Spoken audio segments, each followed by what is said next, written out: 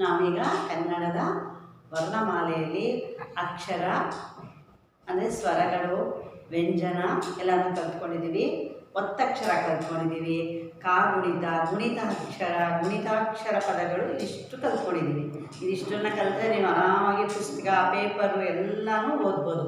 ಕೂಡಿಸ್ಕೊಂಡು ಓದೋದ ಅಭ್ಯಾಸ ಬೆಳೆಸ್ಕೊಂಡ್ರೆ ನೀವು ಅಲ್ಲಿ ಯಾವ ಅಕ್ಷರ ಇದೆ ಇಲ್ಲಿ ಬರ್ದಿದ್ದೀರಿ, ಅಕಸ್ಮಾತ್ ನಿಮ್ಗೆ ಅನುಮಾನ ಬಂತು ಅಂದಾಗ ಏನು ಮಾಡ್ಬೇಕು ನೀವು? ಆ ಅಕ್ಷರದ ಕಾಗುಣಿತ ಬರ್ದಿರ್ತೀರಲ್ಲ, ಆ ಪುಸ್ತಕನ ಪಕ್ಕದಲ್ಲಿ ಇಟ್ಕೊಂಡು ತಕ್ಷಣ ಅದು ನೋಡಿದ್ರೆ ಓಹೋ ಇದೇನೆ. ಈಗ ಎಕ್ಸಾಂಪಲ್ ನಿಮಗೆ ಮೈಸೂರು ಬಂದಿರುತ್ತೆ.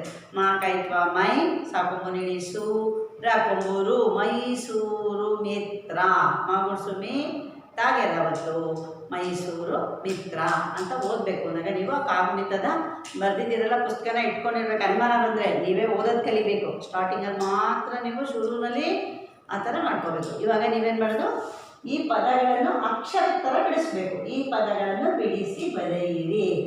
ಜಠರ, ಇದು ದೊಡ್ಡ ಠ. ಜ ಬರೀ ಜಠರ, ಜಠರ. ಜ ಪ್ಲಸ್ ಟ ಪ್ಲಸ್ ರ ಈಕ್ವಲ್ಸ್ ಜಠರ. ಹಾಗೆ ಮಠ, ಮ ಪ್ಲಸ್ ಟ ಈಕ್ವಲ್ಸ್ ಮಠ. ಹಠ, ಹ ಪ್ಲಸ್ ಟ ಹಠ. ಪ ಪ್ಲಸ್ ಠ ಪ್ಲಸ್ ನ ಪಠಣ. ಠಣ ಠಣ. ಠ ಪ್ಲಸ್ ನ ಪ್ಲಸ್ ಟ ಪ್ಲಸ್ ನ ಠಣ ಠಣ. ಘಟ, ಘ ಪ್ಲಸ್ ಟ ಘಟ. ಫ ಪ್ಲಸ್ ಲ ಫಲ. ಫಳ ಫಳ. ಫ ದೊಡ್ಡ ಫ ಇಲ್ಲಿ ಎಲ್ಲ ನೋಡಿ, ಇಲ್ಲಿ ಇದು ದೊಡ್ಡ ಅಕ್ಷರದ ಠ. ಇದು ಅಷ್ಟೇ, ಇದೆಲ್ಲ ಅದೇ ಬರುತ್ತೆ. ಇಲ್ಲಿ ನೋಡಿ ಪ ಮಾತ್ರ, ಇಲ್ಲಿ ಘ ದೊಡ್ಡ ಘ. ಚಿಕ್ಕ ಗಾಲ ಗ ಗಣಪಾಲ ಘ ಗಂಟೆ. ಇಲ್ಲಿ ಫ ಫಲ. ಫ ಫಳ ಫಳ. ಇದು ಫ ಫ ಪ್ಲಸ್ ಲ ಪ್ಲಸ್ ಫ ಪ್ಲಸ್ ಲ ಫಳ ಫಳ. ಕಫ, ಕ ಪ್ಲಸ್ ವ ಕಫ.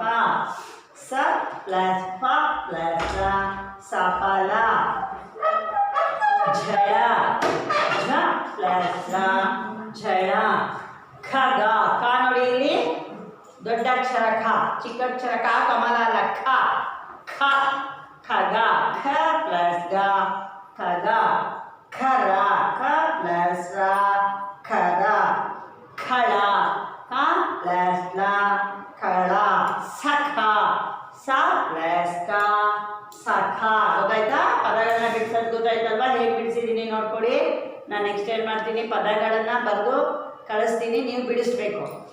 ನೆಕ್ಸ್ಟ್ ಮೆಥಡ್ ಏನಂತಂದರೆ ಬಿಡಿಸ್ತೀನಿ, ನೀವು ಜಾಯಿನ್ ಮಾಡಿ ಬರೀಬೇಕು ಪದಗಳನ್ನು. ಗೊತ್ತಾಯ್ತಾ ಮಕ್ಕಳ? ಧನ್ಯವಾದಗಳು.